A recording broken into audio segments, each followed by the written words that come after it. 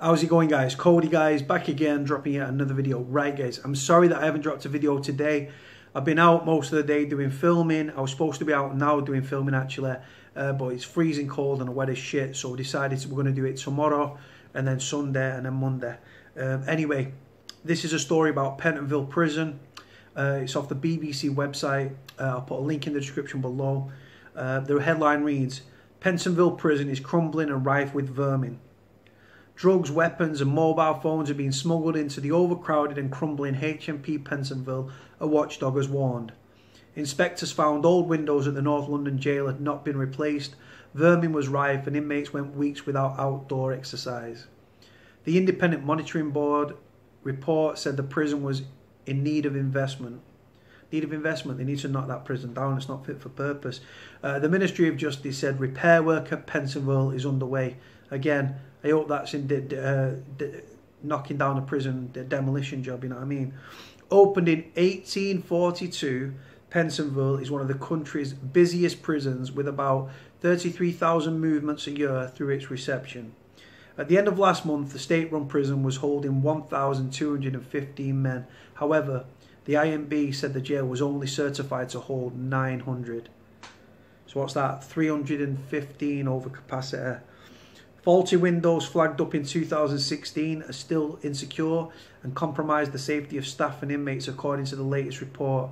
It found that despite a recommendation, not a single external window grille has been replaced. There'd been an increase in gang-related incidents during gatherings for prayers. On one occasion, a fight erupted and ministers had to run for cover. The board said Pentonville had many energetic and committed staff, but there were too few officers for the most of the year. Wings were shut down for 3 or 4 half days a week. Activities and association times were restricted, and some prisoners went weeks without outdoor exercise in the fresh air. Persistent overcrowding and the crumbling physical environment are incompatible with maintaining prisoners' humanity and dignity, the report said.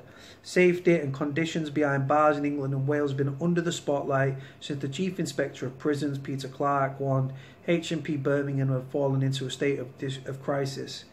In a report published on Monday, Mr Clark detailed appalling squalor and violence at the privately managed prison, this is obviously Birmingham, which the government has now taken over. A spokesperson for the prison service said, "We are investing £60 million across the prison estate to bring prisons up to acceptable standards, and work is underway to fix Pentonville's old windows and grills, with around 60% replaced already."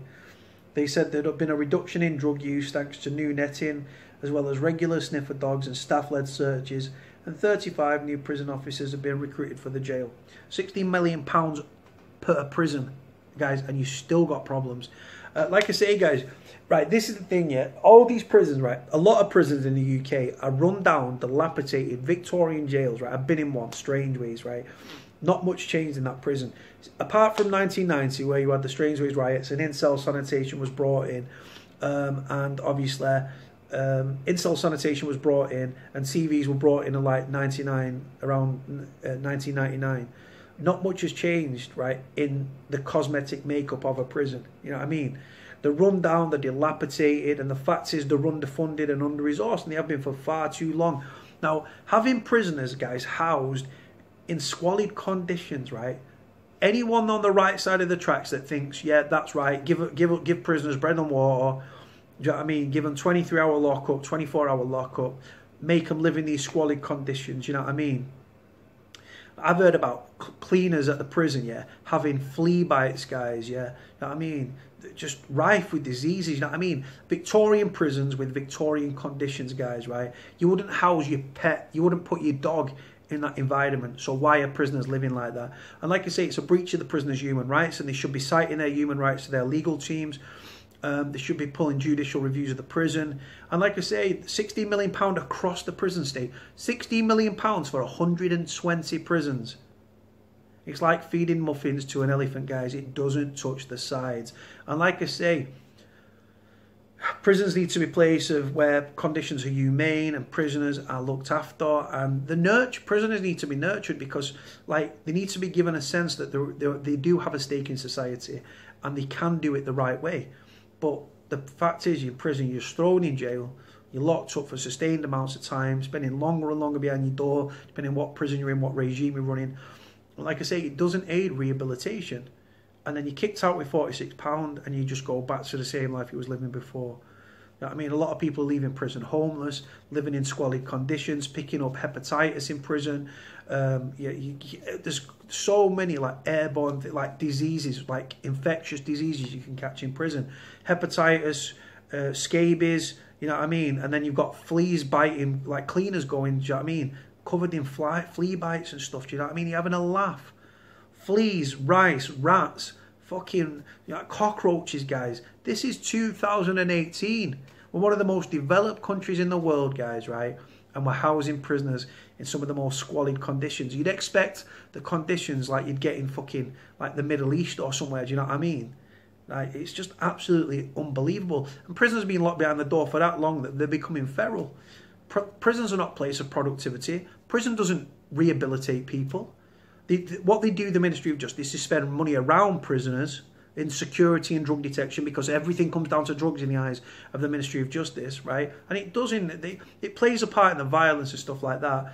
But like I say to you, it's not. They need to inject the money into prisoners. If you're going to rehabilitate prisoners, right, and you want to rehabilitate them and you want to reduce reoffending, silly idea of mine.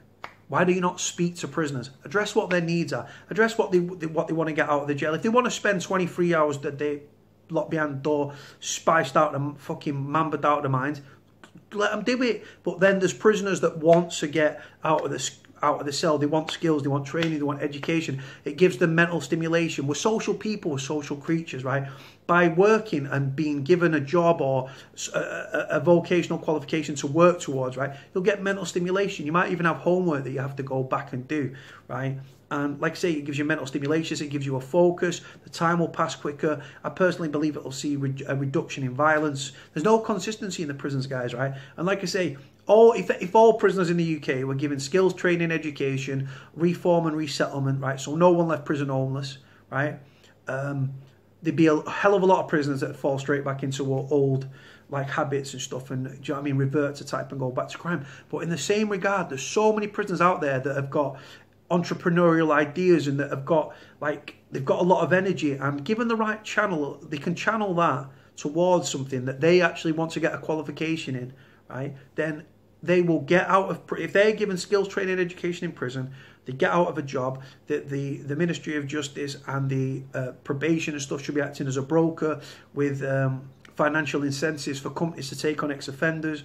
And then, like I say, that person then's use their vocational qualifications, so rehabilitation, even easier for me to say, has taken place.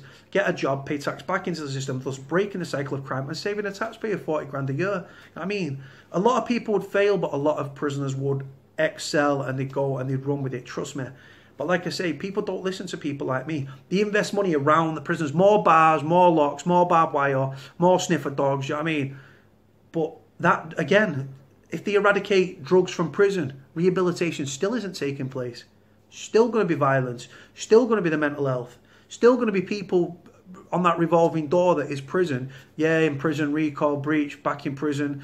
You know what I mean? And that's just a vicious cycle. Reoffend, reoffend, reoffend. Crime pays. And with fewer police on the streets, right, since 1996, when comparable records began under this dirty fucking Tory government, it's a free-for-all out there. Crimes are going unsolved and even uninvestigated, guys. It is a criminal's paradise. Community police stations are closing down. Frontline policing has been decimated by the Tory government. Like I said to you, I think it's 21,000, 27,000 like officers, fewer police officers on the street. I'm anti-police, I'm anti-establishment. The only person that plays into the hands of isn't the taxpayer, isn't law-abiding people, it's criminals. And criminals will prosper in that environment. It's as simple as that, guys. Like I said, it's like banging your head against a brick wall, right? They spend money around prisoners and then, oh, rehabilitation, rehabilitation. Rehabilitation is a made-up word. So people like Michael Spur, the chief executive of the Her Majesty's Prison and Probation Service, can wear a suit and feel important. Same with David Gort, the Justice Secretary, and same with Rory Stewart, the Prisons Minister. They're getting paid like 140, 150k, and then they're filling their expenses on top. But yet they call us criminals. You're having a laugh. Right, guys, going to leave it here. Like, comment, subscribe. Cody out. Ram. Bye.